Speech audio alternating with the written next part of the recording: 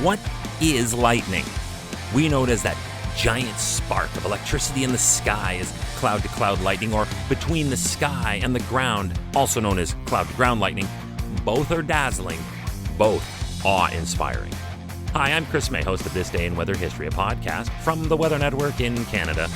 When thunder roars, go indoors.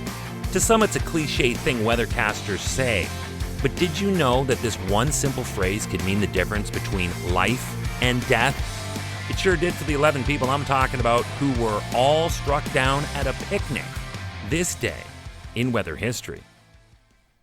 We've all heard the phrase, quote, the speed of lightning. But how fast is that actually?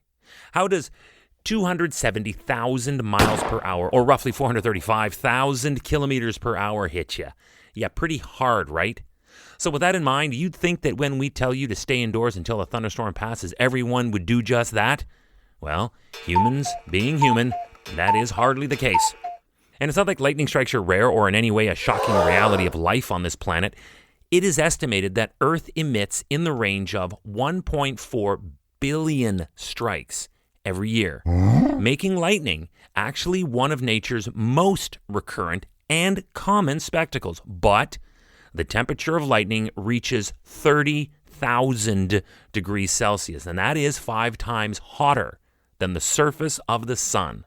So yeah, you want to be careful around lightning. Remember that this day in weather history can be enjoyed a number of ways. Right now, you are listening to the full version of today's story on your favorite podcast provider, but there is also the daily podcast video short. They are shot right here in my podcast recording studio, so you get that perspective, and oftentimes they will include visuals from that day's event from when it happened in weather history. So after listening to the full story, go check out the podcast video short on television or online anytime at theweathernetwork.com/weather history.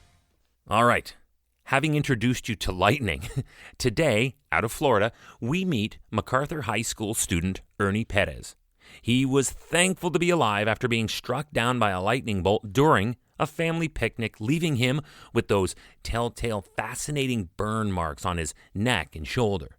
The necklace Ernie was wearing at the time, it actually melted and shattered right off his body. He said it was an otherwise sunny day when he heard thunder and saw lightning off in the distance, and he knew at that point it was time to go. Interesting note here that I wish to bring in. You can actually tell how far away a thunderstorm is, and all you have to do is count. We can all do that. Simply count the number of seconds between the flashes of lightning and the boom of thunder that follows.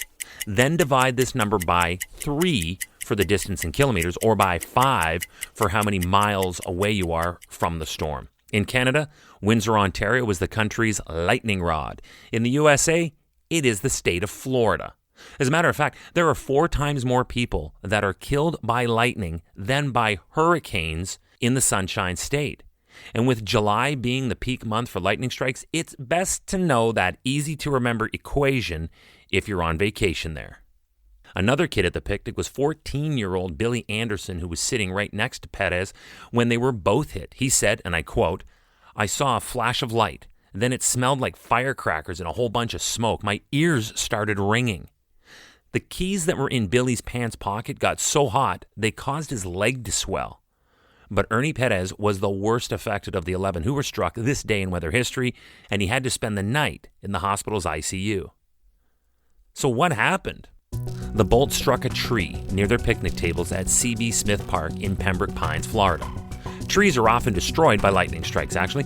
When lightning hits a tree, it usually travels just below the tree's bark, where there is a layer of sap and water. Both of these are effective conductors of electricity. So what happens is this thin layer becomes instantly hyperheated and expands so rapidly that it literally causes the bark to explode off the tree. The blast can sometimes split the wood, injuring others by the associated shrapnel.